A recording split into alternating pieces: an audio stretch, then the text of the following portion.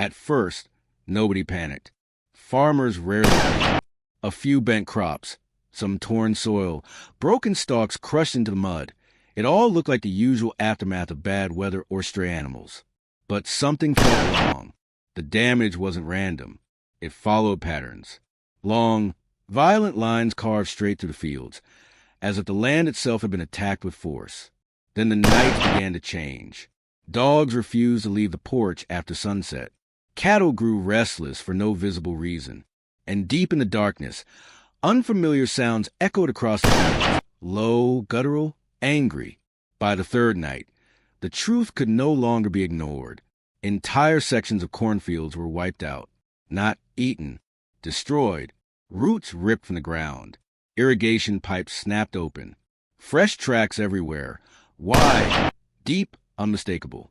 Wild boars, not one or two, an army.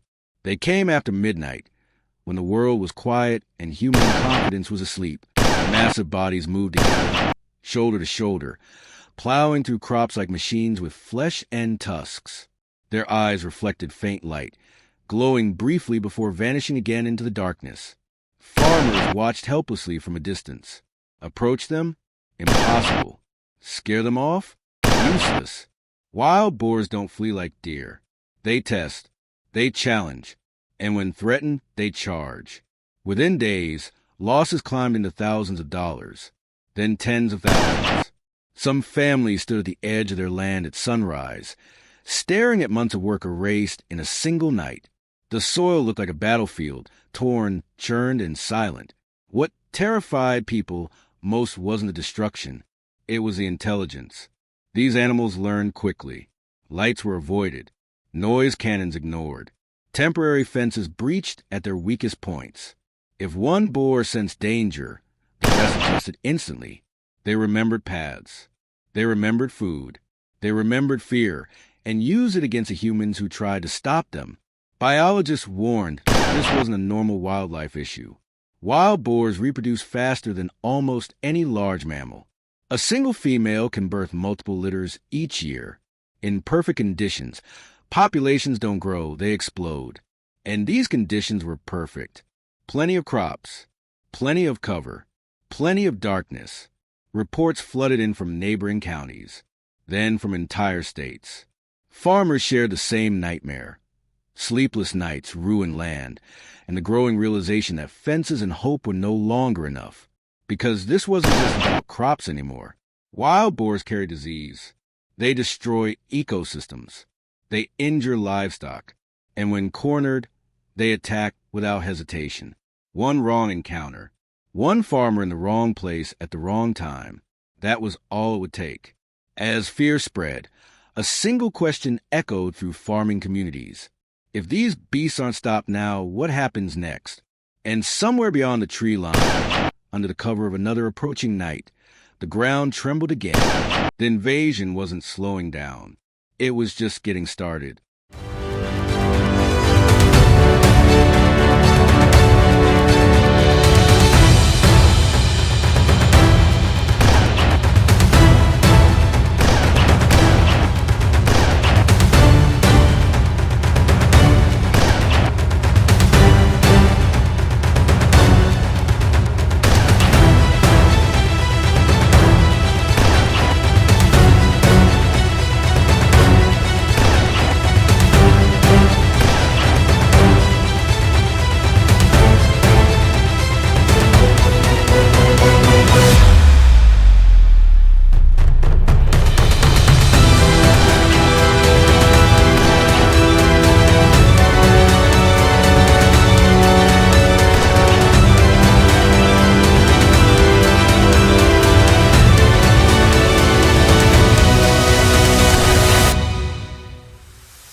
By the end of the first week, patience ran out.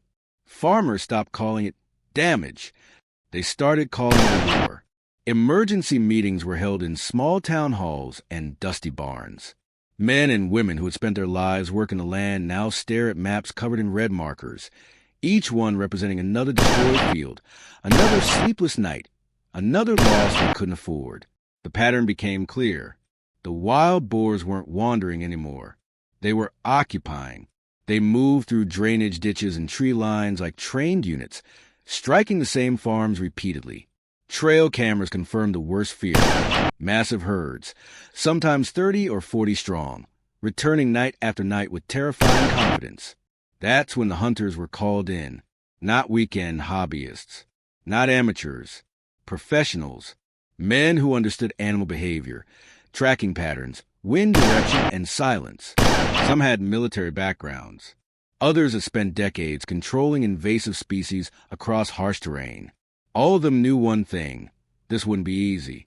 The first coordinated hunt began before dusk. Vehicles rolled out slowly, headlights off, engines idling low. Thermal optics scanned the fields, revealing glowing shapes hidden in the darkness. What they saw made even seasoned hunters pause. So many targets, so little margin for error. Wild boars don't panic like other animals. When shots are fired, they scatter violently, some charging forward, others disappearing into brush thick enough to tear skin. One mistake, one misstep, and a hunter could be trampled or gored in seconds. The first shots rang out. A boar dropped instantly. Then chaos exploded. The herd surged in every direction, dirt flying, tusks flashing. Hunters adjusted on instinct, calling positions, tracking movement through night vision scopes. Some boars escaped. Others didn't. But something unexpected happened. The survivors didn't retreat far. Instead, they regrouped. Within days, new herds appeared in nearby fields, as if the animals were learning, adapting. They shifted feeding times, changed routes, avoided known ambush points. It was no longer reactive behavior. It was strategy. State wildlife officials stepped in. Special permits were issued. Night hunting expanded.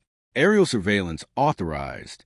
Drones buzzed silently above the fields, feeding live data to teams below. From the air, the scale of the invasion became undeniable. Trails carved across miles of land. Soil turned inside out. Entire ecosystems disrupted. And still, the numbers kept rising. Traps were deployed next. Massive steel enclosures baited with grain and scent attractants. When they worked brutally. Entire groups captured at once. But even traps had limits. Smarter boars learned to circle them. Younger ones followed elders away from danger. Every victory felt temporary. Every night brought new tracks. The emotional toll began to show. Farmers slept with weapons nearby. Parents warned children not to play near tree lines. The land that once felt safe now carried tension with every sunset. This wasn't just pest control. It was survival. Because if humans fail to control the population now, experts warn of something far worse. Exponential growth so extreme that recovery would take decades. And as hunters prepared for another night operation, radios crackled with fresh reports. New sightings, bigger herds, closer to homes. Somewhere out there in the darkness, the boars were still moving, and the real confrontation hadn't even begun yet.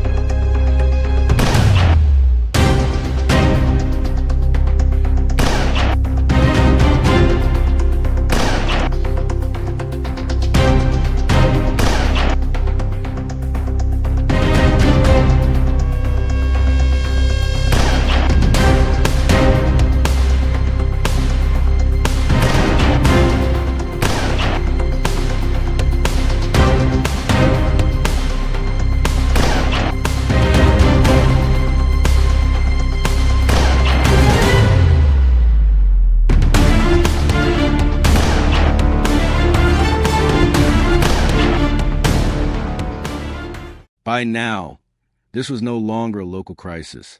What began as damaged crops had escalated into a nationwide one. Wildlife biologists, agricultural economists, and government agencies all reached the same conclusion. If nothing changed, the situation would spiral beyond control. Wild boars weren't just surviving. They were dominating. Each female could reproduce twice a year. Each litter carried multiple piglets. And with no natural predators left to challenge them, Their numbers grew silently, relentlessly, like a ticking biological clock buried beneath the soil. Experts warn of a future where farmland would become unusable, rivers contaminated, native species erased, food prices pushed higher by losses no one could stop. That's when strategies shifted. The goal was no longer elimination. It was containment. States began sharing data, tracking migration routes across borders. Advanced GPS collars were placed on captured boars to understand movement patterns. What they revealed was unsettling. These animals weren't random wanderers. They followed seasonal cycles, remembered food sources, and returned to profitable locations with precision. In other words, they learned. A new doctrine emerged: pressure without predictability. Hunters rotated zones constantly. Traps were relocated weekly. Feeding sites were altered to confuse patterns. Even sound and scent tactics were changed to prevent recognition. The war had entered a psychological phase, but danger remained. Wild boars are not passive targets. Cornered animals can charge at speeds faster than a human can react. Their tusks, hardened like knives, have caused fatal injuries. Every operation carried real risk. Still, the teams pushed forward. Night after night, under moonless skies, silhouettes moved through fields and forests. Thermal scopes glowed. Radios whispered coordinates. Every successful takedown reduced pressure, but never enough to relax. Because for every herd removed, another appeared somewhere else. Farmers became part of the system. They installed reinforced fencing, shared real-time alerts, adjusted planting schedules. Communities that once worked alone now coordinated like defense networks. And slowly, something changed. Reports of damage stabilized. Hot zones cooled. Migration routes fractured. The boars were still there, but no longer unchecked. Yet experts remain cautious. This fight has no finish line. As long as conditions allow rapid reproduction, the threat will always return if vigilance fades. Control is not a moment. It's a commitment. And that's the reality most people never see. Behind every quiet field, behind every protected harvest, there are sleepless nights, calculated risks, and people standing between chaos and collapse. So the question remains: is hunting the answer? Is technology the solution? Or does true control demand something deeper? Cooperation, strategy, and respect for the balance between nature and survival? One thing is certain: ignore the problem, and the land will remind you. Because out there, beyond the tree line, the silence doesn't mean peace. It means something is waiting.